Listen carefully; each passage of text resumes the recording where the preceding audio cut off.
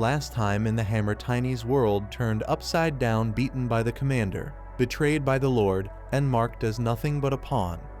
But in secret, Tiny struck back, cutting down the corrupt noble and exposing his ties to dark magic. The entire estate was thrown into chaos. With only a mercenary card and his spirit wolf wooling at his side, Tiny set off into the wider world. On the road, he crushed thugs in the alleys, armed himself with powerful gear, and crossed paths once more with Lady Valentia, the noble who once gave him hope in his darkest days. But the shadows ran deeper than anyone imagined. Edmund schemed against him, dragging him into the underworld, only for Tiny to flip everything, exposing Edmund's corruption and tearing apart his influence.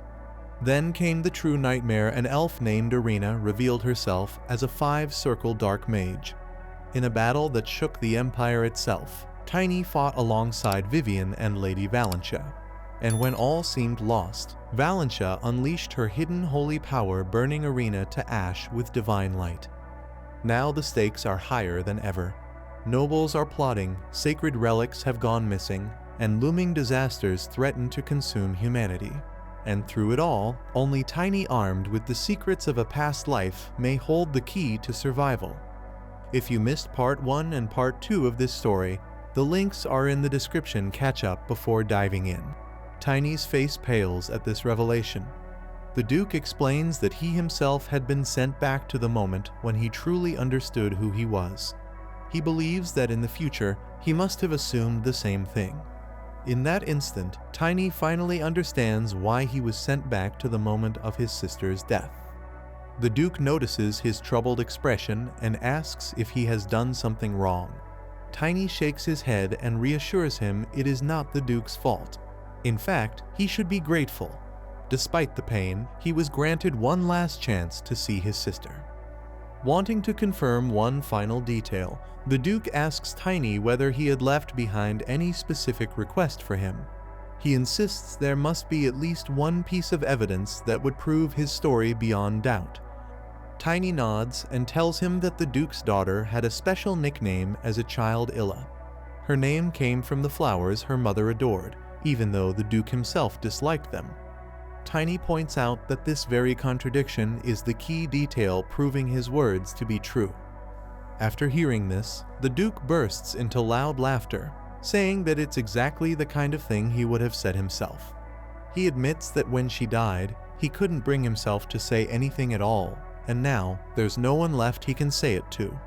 Abruptly, he rises to his feet, declaring that everything Tiny has said is true. He believes him now, convinced it's the only explanation for what happened to the artifact, especially since it vanished from his chambers while under his personal protection.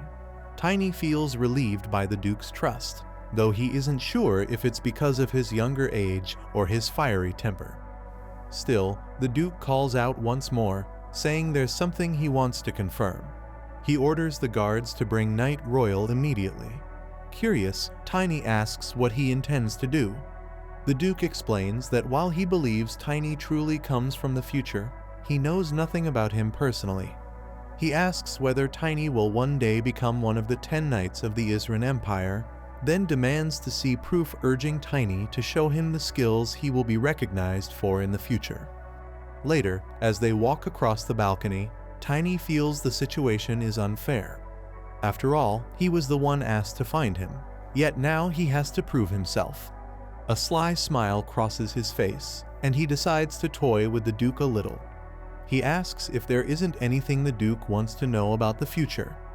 The Duke admits there are countless things he would like to know, prompting Tiny to ask if he's curious about what happens in the years ahead. But the Duke firmly states he doesn't care about that.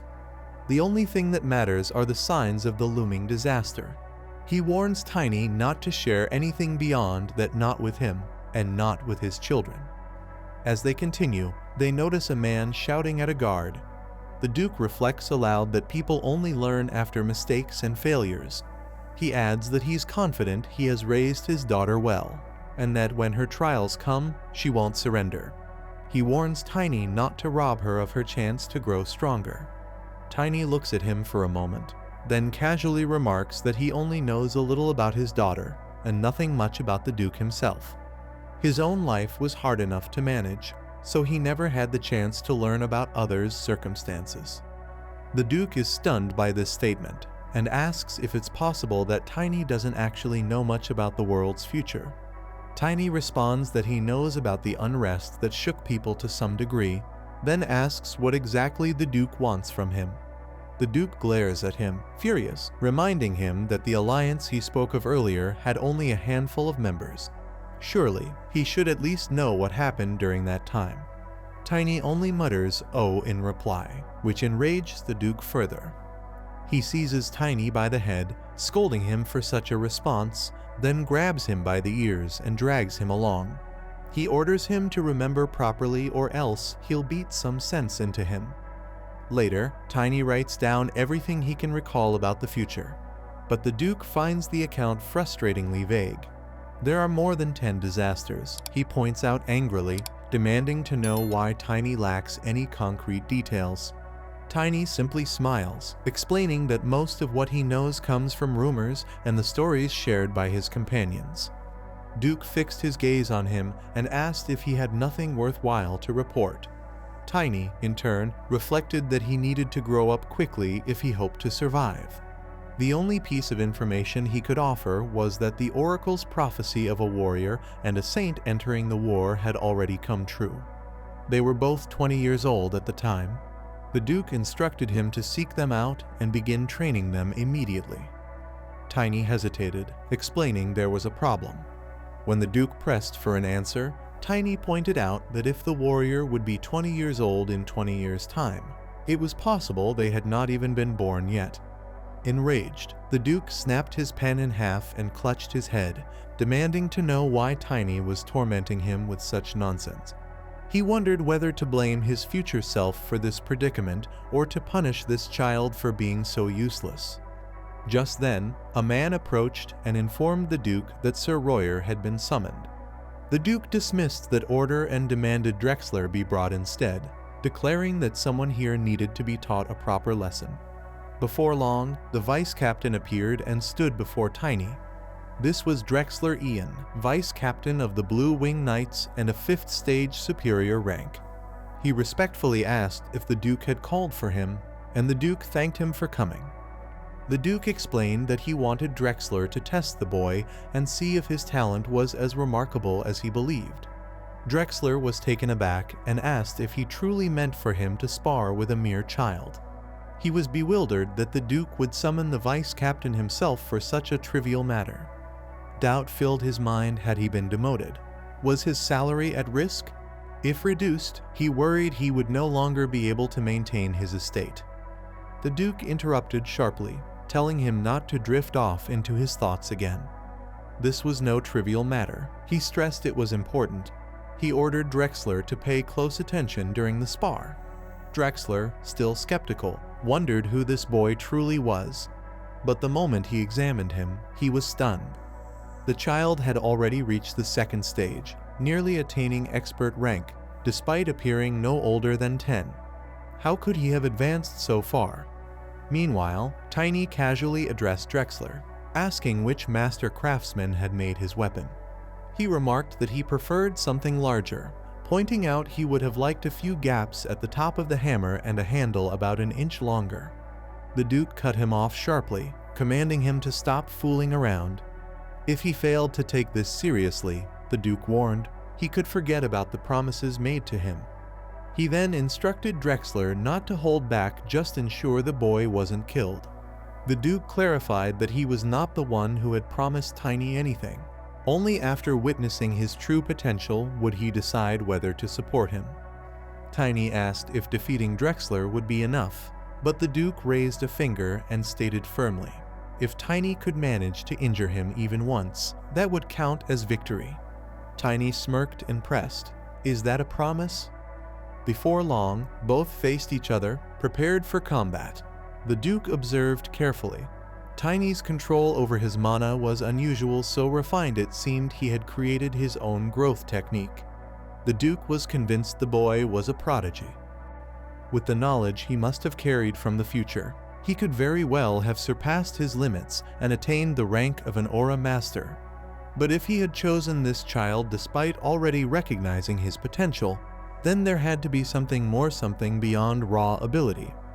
Determined to find out, the Duke commanded them to fight with everything they had and demanded Tiny prove why he had been chosen. Tiny grinned, summoning Wolang, and declared that they would have a proper battle. Mounting Wolang, he called out that if Drexler would not make the first move, then he himself would. Drexler questions whether he's facing a spirit, but swings his weapon through the air confidently, claiming it won't work against him. To his shock, Tiny swiftly evades the strike. Seizing the moment, Tiny leaps forward and slams his mana-infused hammer against him. But to his frustration, the attack leaves no mark. He begins to wonder if Drexler is skilled in both offense and defense. Taking the fight seriously now, Drexler launches himself at Tiny, declaring that he won't kill him but intends to put him down. Tiny reacts quickly, springing into the air to avoid the devastating blow as the ground shatters beneath Drexler's strike. Drawing on his speed and lightning attributes, Tiny moves rapidly, darting around him from every direction. Infuriated, Drexler smashes the ground ahead of him, destroying the pillars Tiny was using as support to stay aloft. Suddenly, he swings upward with such overwhelming force that Tiny barely manages to avoid the strike. Watching closely, Tiny notes how Drexler wields his massive weapon as though it were lighter than a longsword, effortlessly handling it in one hand. He concludes that Drexler must be accustomed to fighting with a shield, which suggests his focus has always been on defense. Drexler calls out to him, demanding to know if he intends to keep running forever. He swings again and again, but Tiny slips past every attempt. Frustrated, Drexler shouts at him to stop moving around. Observing from a distance, the Duke reflects on the battle. Tiny has completely read Drexler's fighting style, and it reminds him of the young man's claim of being among the 10 Knights. From what he sees now, it wasn't mere boasting. Tiny fights with the composure of an experienced warrior. Still, the Duke questions whether this is truly the extent of his strength. Addressing Drexler directly, the Duke scolds him, asking how long he intends to continue humiliating himself. Angered by the remark, Drexler unleashes his full strength. To the Duke's horror, he notices Drexler preparing to use his most powerful weapon. Alarmed, he shouts at him to stop, warning that such an attack could kill someone. Meanwhile, Tiny only smiles and launches himself toward Drexler head-on. The Duke can hardly believe it, convinced Tiny is charging straight into his own death. Suddenly, an explosion tears through the air, leaving the Duke stunned and uncertain of what just happened. Moments later, Tiny crashes back to the ground, battered and injured. Both Drexler and the Duke rush to him, demanding to know what he was thinking. The Duke insists that he only wanted to test Tiny's skills, never intending for him to act so recklessly. Despite his wounds, Tiny declares it a victory, pointing at Drexler, who now bears a faint scratch across his face. It becomes clear what happened. When Drexler launched his final strike, Tiny closed the distance, breaking through the force of his sole attack, and managed to graze his opponent's face. Both Drexler and the Duke are stunned that he risked his life for something so small. Furious, the Duke shouts that Tiny could have been killed and tells him that no fight is worth such a gamble. Tiny forces himself back to his feet, insisting that he's alive and that he won. The Duke, exasperated, asks if he has always been this reckless. Tiny responds firmly, without pushing himself to the limit. He would never have been able to overcome the struggles he's faced throughout his life. He declares with determination that he must win, no matter the cost. Such has always been his way of living. With a faint smile, he asks the Duke if he has proven himself. The Duke responds with a nod, admitting that he could never have achieved such a feat himself. He reflects that perhaps the future saw value in entrusting hope to someone so reckless. Keeping to his word, the Duke assures him that he will grant him what he needs most at this moment. Tiny smiles gratefully and thanks him, but soon collapses, his body giving in to the severity of his wounds. When he eventually awakens, Tiny finds himself lying in a room, the Duke standing nearby. He weakly asks where he is, and the Duke tells him he has recovered far quicker than expected. He urges him to follow, saying there is much they must discuss. Curious, Tiny asks how long he had been unconscious, and the Duke replies roughly half a day. Tiny then asks whether he is considered a high-ranking priest or something similar. At that moment, Valencia appears, clearly upset. She questions the Duke's decision to bring Tiny along when he has only just awakened, and with anger in her voice, demands to know if he intends to harm him again. The Duke calmly replies that Tiny's injuries were the result of his own recklessness, not by his hand. He insists he would never intentionally harm the man who saved his daughter. Tiny is taken aback by this statement, as in his heart, he believes it was Valencia who saved him. Valencia, her worry breaking through her anger, scolds Tiny for how close he came to death. He smiles gently, admitting that his greed led him to such a state, and apologizes for making her worry. Softening, she rests her hand lightly on his head, telling him that he should try to act more his age. Suddenly, the Duke steps forward, his expression dark, and demands to know what kind of look Tiny had just given his daughter.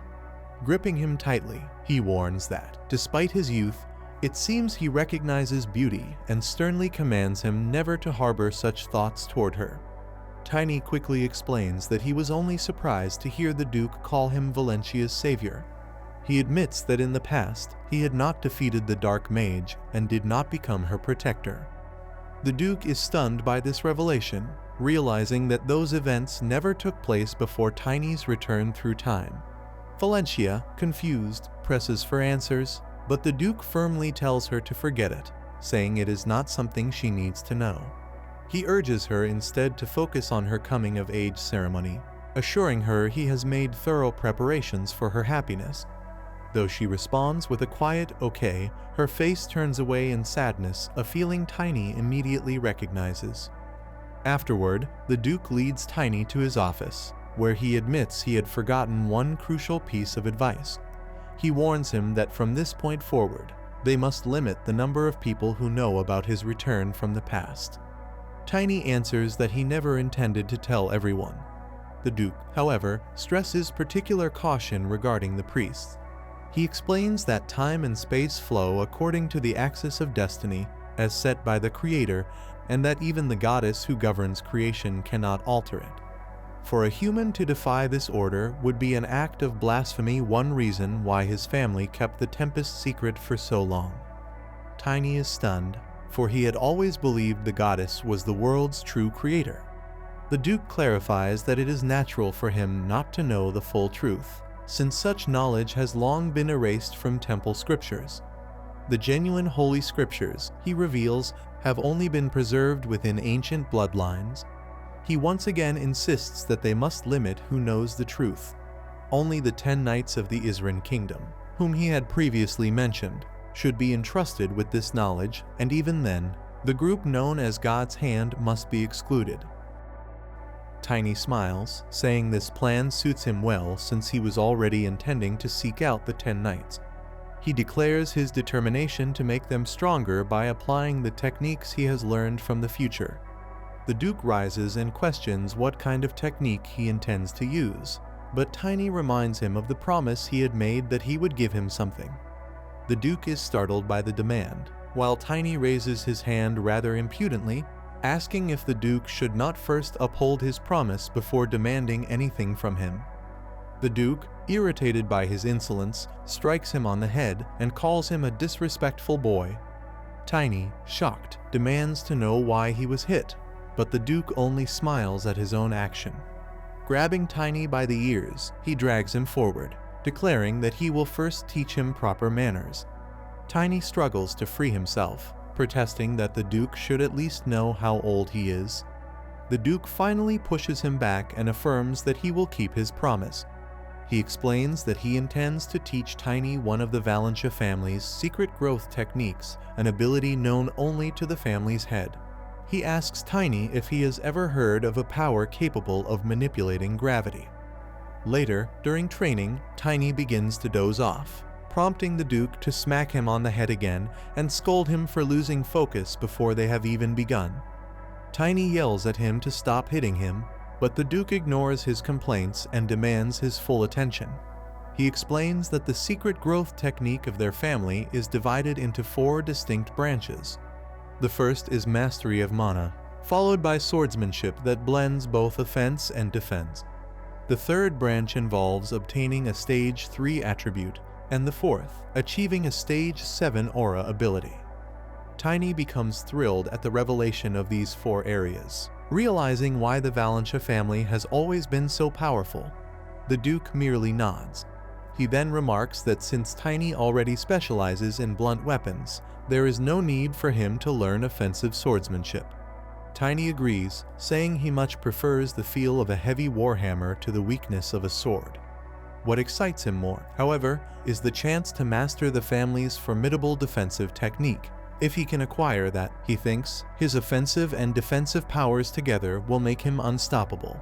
Greed and anticipation glimmer in his eyes, but the Duke interrupts, revealing that there is even more to the Valencia family's secrets. Tiny is stunned when the Duke tells him that beyond those techniques lie the methods for obtaining an attribute and unlocking aura abilities. The Duke explains that out of those 2, he intends to teach Tiny how to gain an attribute. Tiny, caught off guard, demands to know why he isn't being taught the defensive skill instead. Meanwhile, in a dim and ominous chamber, a group of dark mages sits gathered around a table. One of them announces grimly that Elaine has been killed. She was meant to be their blade, the weapon to pierce the heart of Elfenheim, and losing her so easily was a devastating blow. The others react with shock. Another mage claims that her death was likely the work of a young child descended from the Morse family. He orders his followers to gather intelligence on the boy immediately, warning that they cannot afford to let the Empire gain the upper hand. The group swears that the task will be completed swiftly.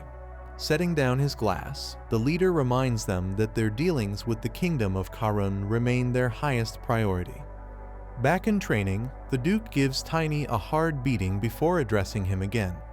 Tiny asks if he is truly talking about the method of obtaining an attribute, and whether it is possible to gain a specific one. He says that he already knows which attribute is best suited for him, and that once he reaches the 3rd stage, he intends to awaken the explosive attribute just as he had in the past. The Duke, however, calmly tells him that he already knows exactly what Tiny needs. He realized it himself when carrying him after the boy collapsed during their sparring session. He points at him and remarks that although he still appears to be just a child, his body is already far heavier than that of most knights. He explains that this was achieved through his secret growth technique, though he insists that Tiny should believe it came from years of training with heavy armor and weapons. Tiny examines him carefully and comments that his armor looks unbearably heavy. The Duke responds firmly, "The heavier the body, the heavier the armor." He explains that the more weight one carries, the more energy it demands, but this also slows them down.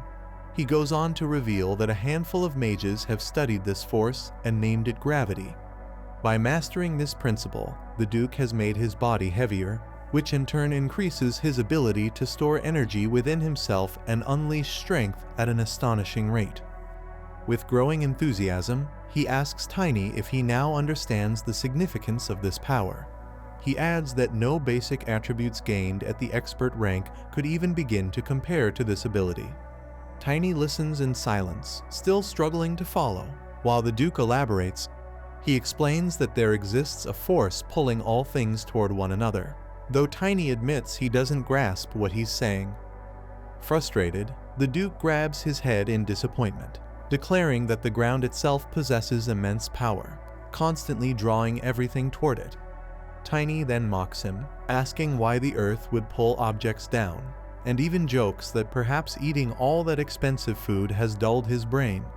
He argues that if this were true, then everyone would be pinned flat to the floor. The Duke challenges him, demanding an explanation for why objects fall when dropped from high above. Tiny dismissively replies, "That's just the way things are." The Duke's anger flares. He presses further, asking why, but Tiny refuses to take him seriously, wondering why the Duke is so obsessed with something so trivial. He insists that not everything requires deep understanding sometimes, the world simply works as it does. Enraged, the Duke shouts, calling Tiny both a fool and a philosopher with ridiculous ideas. He seizes him by the collar and drags him to the tower, determined to make him experience the truth firsthand. Channeling his ice mana, the Duke hangs Tiny from the tower and demands once more to know why things fall.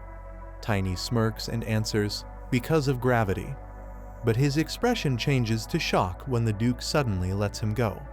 As he plummets, Tiny cries out in panic, realizing that if he doesn't act quickly, he will be crushed upon impact.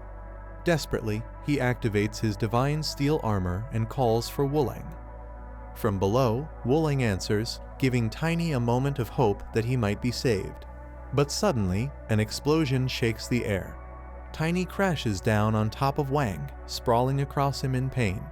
Flustered, he apologizes to Wuling just as the Duke arrives, asking if he now comprehends the true power of gravity.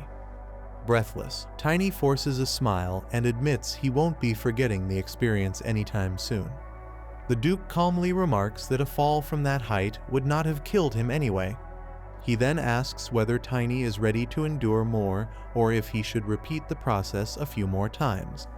Without hesitation, he drags him back to the tower and hurls him upward again, forcing him to experience the relentless pull of gravity.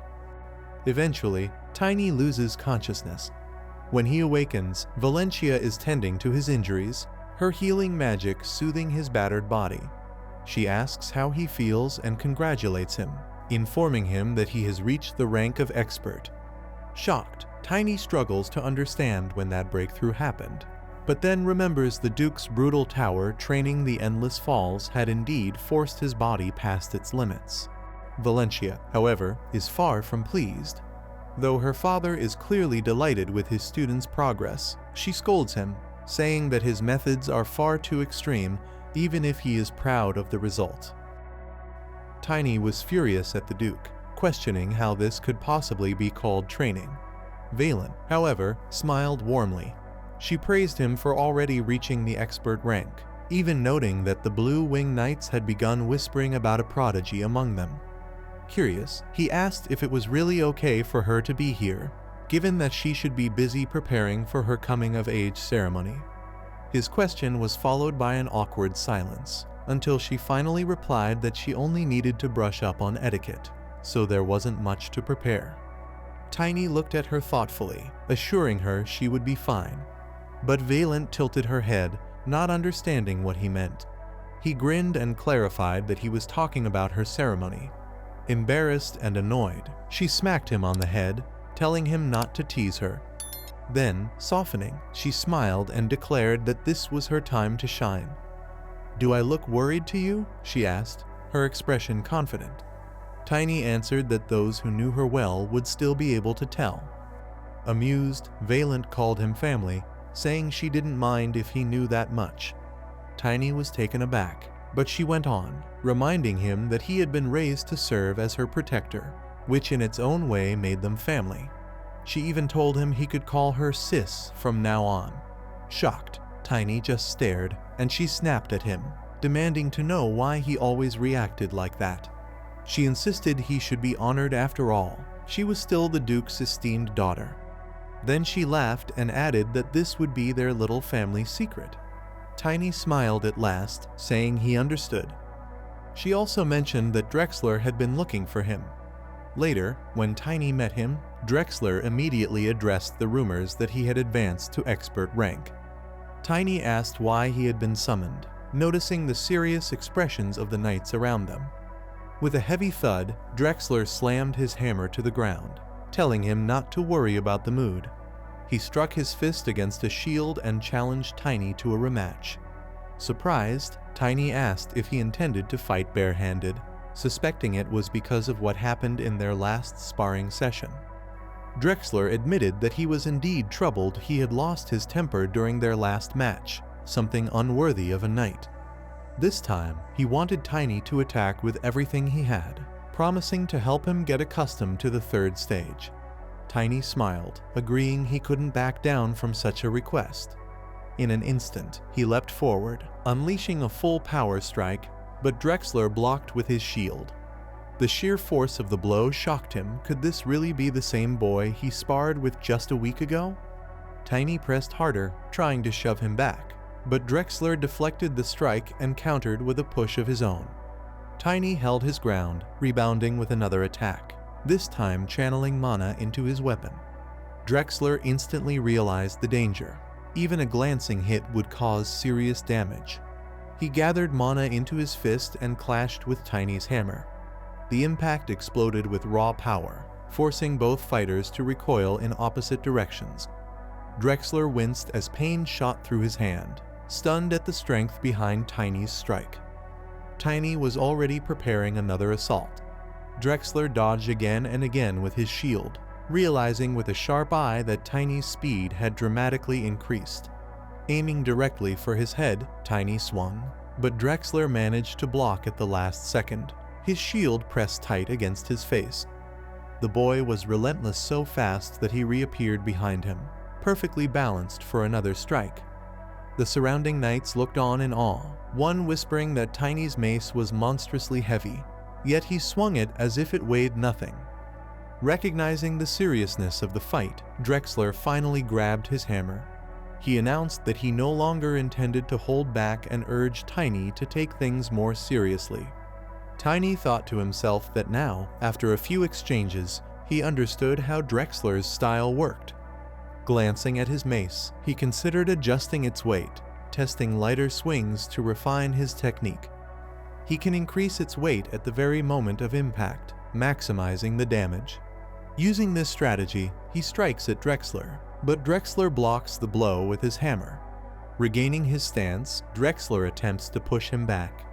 Tiny thinks to himself that once he fully adapts to the sensation within his mana body, he will put it into practice. Drawing upon Tiny's own battle technique, Drexler unleashes a thunderous strike, attacking with full force.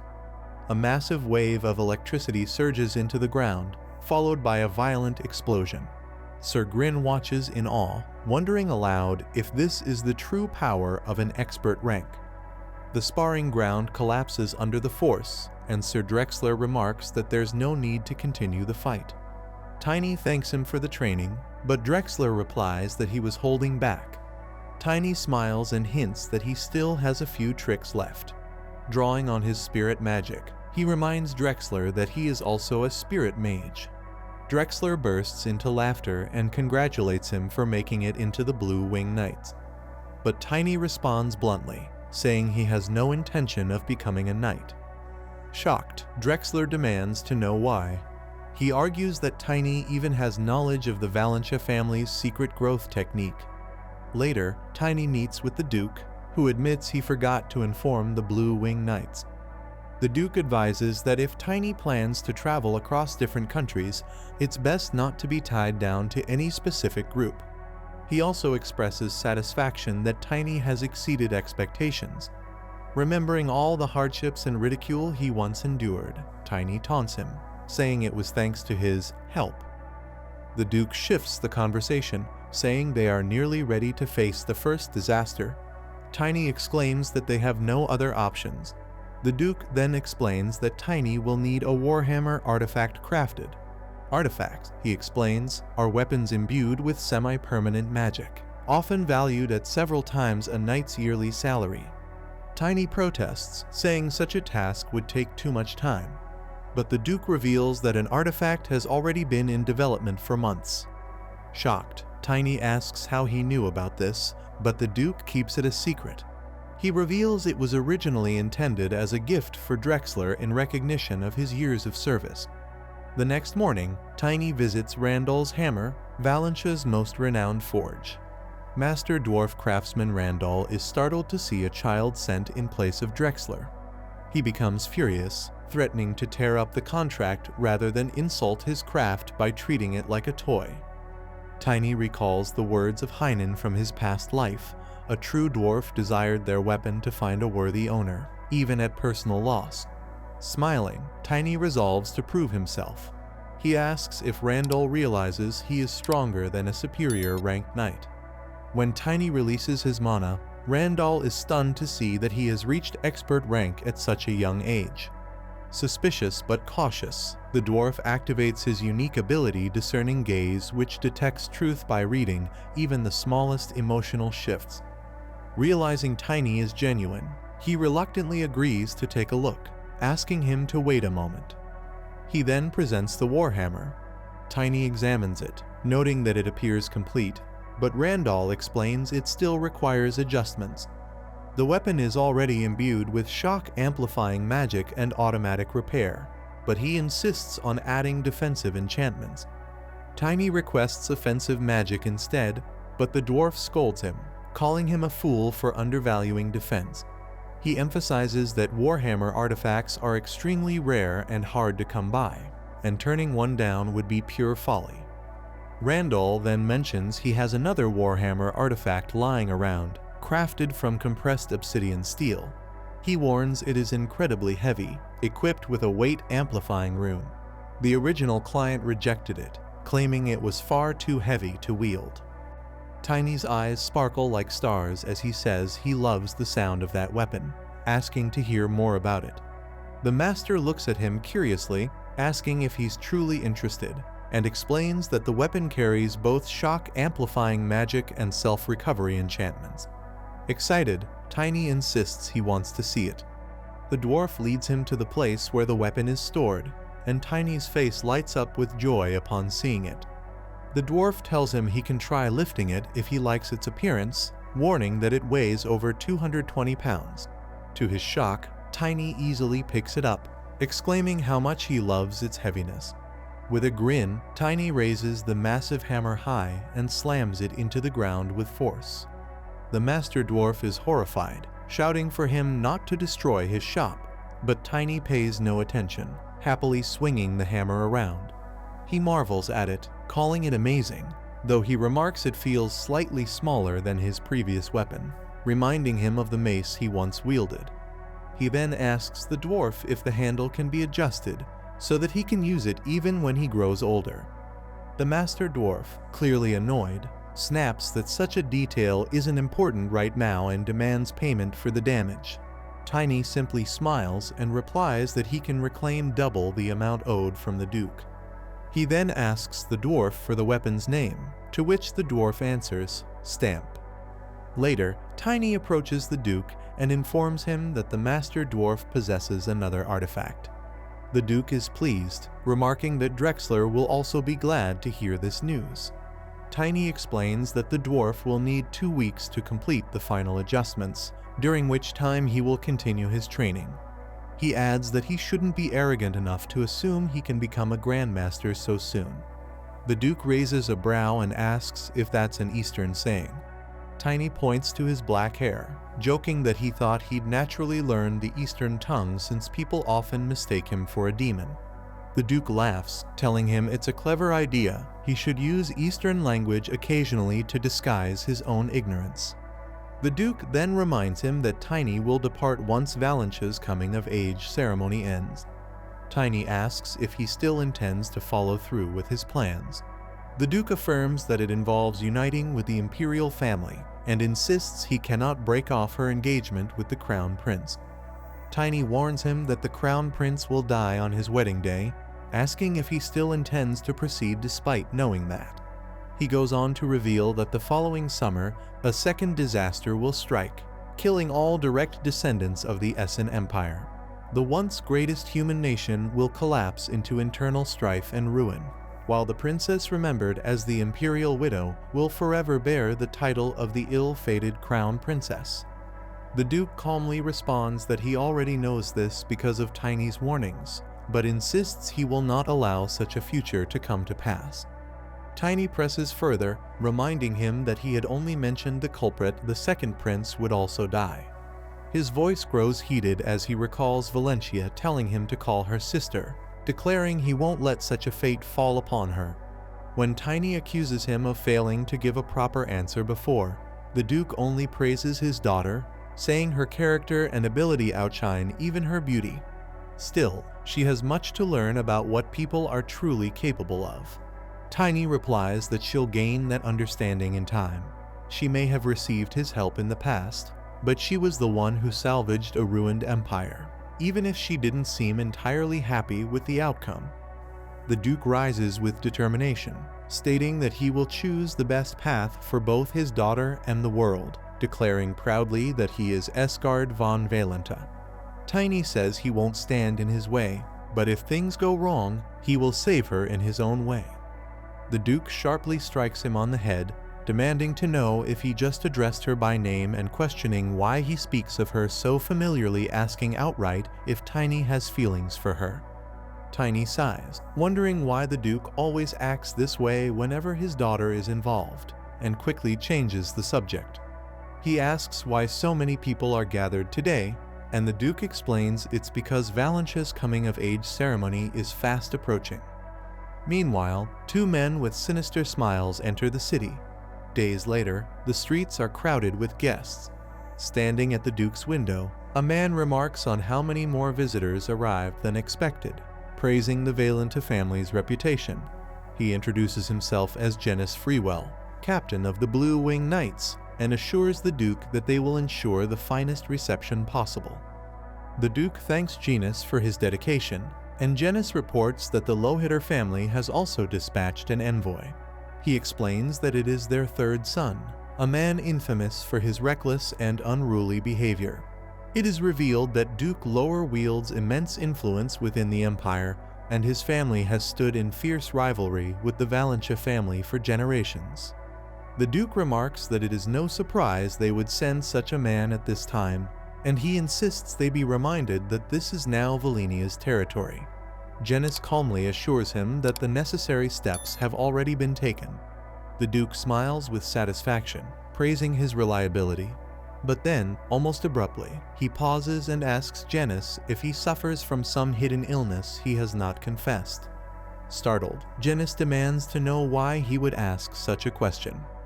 The Duke studies him in silence for a moment before dismissing the thought, saying it is nothing. He adds that he need not make any personal arrangements for the upcoming coming-of-age ceremony.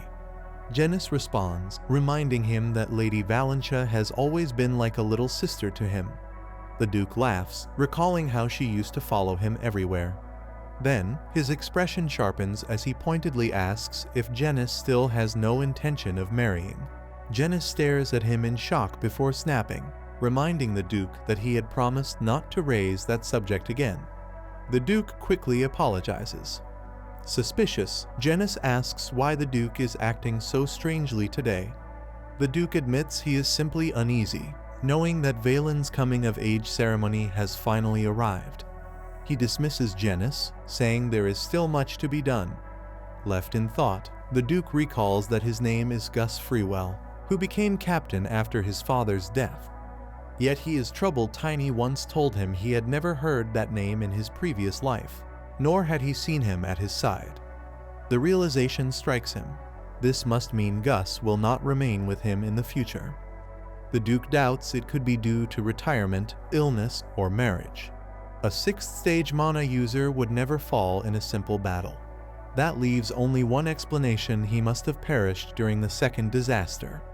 Meanwhile, Tiny trains diligently on the training grounds, pondering the Swordmaster's suspicions. He concludes that the likelihood of danger erupting during Valankia's ceremony is high, and that many will inevitably be caught in it. At the same time, Valentia and Vivian approach. He asks Valentia if it is proper for her to be outside, pointing out that she is already breaking etiquette by speaking with him so informally, especially with envoys arriving. Vivian insists she tried to stop her, but Valentia refused to listen. Smiling, Valentia says she grew tired of being confined to her chambers. She asks Tiny to share an amusing story, and he obliges by showing her walling.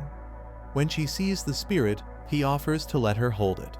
Delighted, she plays with Walling and remarks that she would not be nearly as bored if she could keep him by her side. Just then, a man steps forward and bows before Valentina.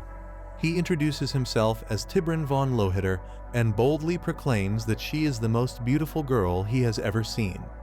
Both Valentia and Vivian are shocked at the mention of his family name. Tiburon proudly explains that his house shares a long-standing but friendly rivalry with hers. Valentia politely acknowledges him, and he immediately asks for some of her time, insisting that it would honor their first meeting.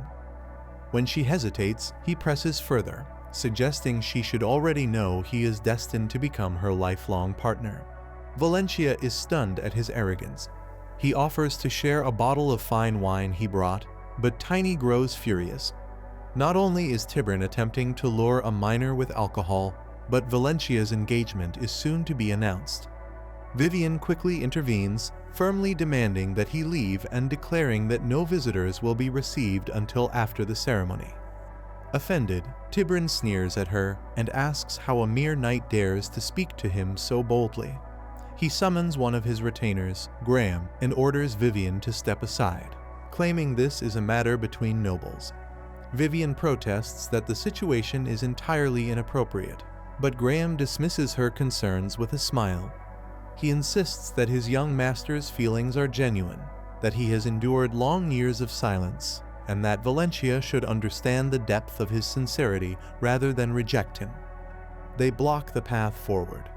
Tiny narrows his eyes at Graham, noting the calculating smile on his face. The knight appears even more dangerous than Tiburon himself. Rage simmers within Tiny as he vows to make them pay. He steps forward, calling Valentia Big Sister, and demands to know exactly who these men are. Tiburon questions her about his identity, then orders his knight, Graham, to handle the child first. Before Tiburon can finish speaking, Tiny suddenly leaps forward and delivers a sharp slap across his face. Tiburon is hurled backward, shocked that a mere child dared strike him, an acknowledged expert. He crashes to the ground at a distance, leaving Graham momentarily stunned at the sight. Furious, Graham draws his sword, demanding how Tiny dares treat his young master so disrespectfully. Yet before he can attack, Tiny strikes again, slapping Graham across the face and sending him flying just like Tiburon. The onlookers peering through the windows are speechless. Tiny has knocked out both men with a single blow each. They murmur among themselves, wondering what kind of child could possibly possess such terrifying strength. Tiny, however, seems delighted with himself, enjoying every moment. As Graham lies defeated, he recalls his orders. The Lord had instructed him to escort Tiburon to the lady, intending to spark a scandal that would disgrace the Valent family. Graham had hesitated, pointing out that such a scheme might damage their own reputation as well. The Lord, however, brushed it aside, mocking Tiburon as a disposable pawn destined for expulsion. If the Valent family could be ruined in the process, it would be a worthwhile exchange. Now, Graham finds himself humiliated, felled by the strike of a child. From the shadows, two men observe the scene in disbelief. One questions whether Tiny truly defeated an expert ranked knight with a single blow. The other remarks that only a legendary prodigy could perform such a feat. But this child seems more like a monster. He laughs, saying no one realized the Duke was raising such a being, and he now feels compelled to meet him. Then, with a sudden shift in tone, he warns, if Dukian von Lohiter is nurturing such a monster, does this mean he intends to defy the imperial family? His companion replies that this is likely Lohiter's way of maintaining leverage in his dealings with the Empire. Tiburon's reckless actions were clearly aimed at sabotaging the potential alliance between the Imperial and Valentia families. The young lord scoffs, calling the Lohiter family's actions disgraceful. Compared to the powerful Valentia line, the Lohiters are insignificant. After all, Duke Valentia has already ascended as an aura user. His knight quietly notes that the Emperor himself does not wish for Valentia to grow stronger and admits that this is true. Still, he insists they should deal with the Lohiter fools first. His master, however, advises caution, reminding him that Duke Valentia's sons are fiercely protective of their sister. Having just returned home, they are already enraged by these events. Meanwhile, Tiny reports to the Duke that Tiburon has been defeated. Because of this, the Lohiter family can no longer accuse him of assaulting a noble. While Tiny happily munches on cookies, the Duke grows furious, slamming his hand against the table. He scolds Tiny for acting recklessly, warning that if he continues this way, he could end up in prison just as the demon army approaches. Tiny simply replies that he found Tiburon's behavior suspicious. The Duke, after a pause, admits he agrees, but adds bitterly that Tiburon must be punished severely. Outside, Tiny hears the Duke berating Tiburon for daring to plot against his daughter. Tiny shakes his head, wondering why he himself is told to think before acting, when even the Duke is seething with anger. Suddenly, the Duke's sons rush in, their faces filled with rage. They echo their father's words, swearing to teach Tiburon a harsh lesson for touching their sister. One of them collides with Tiny and is knocked backward, much to the surprise of his brother. That young master is Tren, who, despite being an expert ranked warrior, finds himself unsettled by the child's strength. Sensing Tiny's mana, he asks if this is indeed the boy he has heard rumors about. Tren then recognizes him as the same child who once helped him triumph over Drexler. Tiny admits it was true, but adds that he had gone easy on Tren during that fight. He had not even used his true weapon. Intrigued, Tren remarks that he now understands how Tiny managed to grasp their father's secret growth technique. Before leaving, Tren and Ren declare they will deal with Tiburon first. Tiny watches them run off, noting their names. Only then does he realize they are the Duke's successors. That explains why Tren had looked so familiar.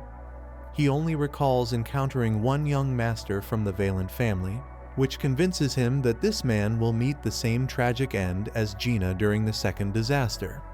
After some time, he steps outside, cursing the Isran Empire under his breath. In his mind, the royal family values only those with Asan blood, granting them the highest noble status. Because of this rigid hierarchy, only individuals of true noble descent and a handful of guests from the Valencia family are permitted to attend the banquet. Tiny worries deeply, aware that none of them realize the devastating consequences of such restrictions. Grinding his teeth, he mutters that the Empire's obsession with noble lineage is nothing but foolish.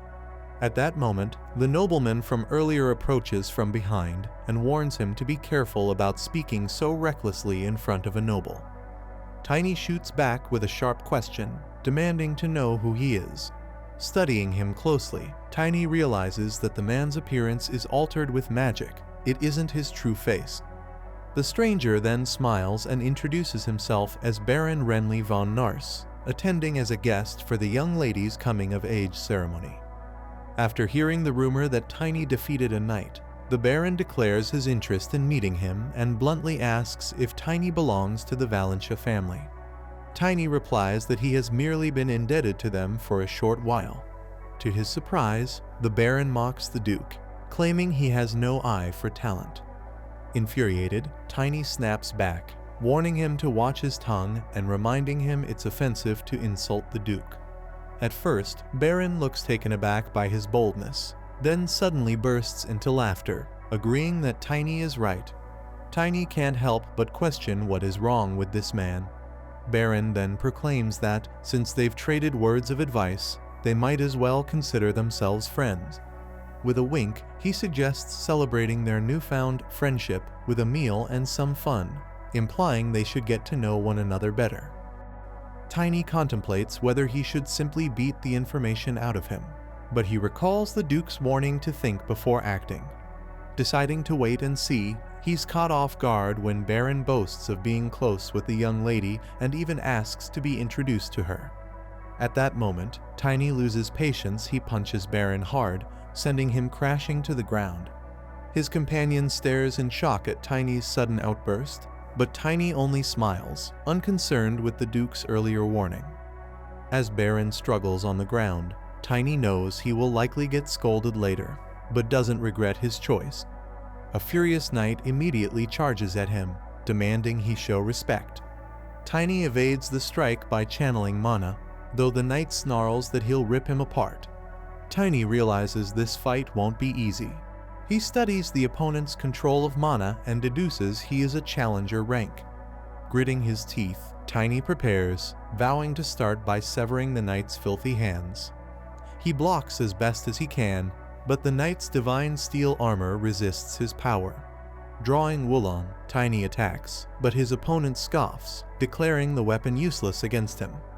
Then the knight notices the wolf-like spirit beside Tiny and accuses him of being a spirit mage.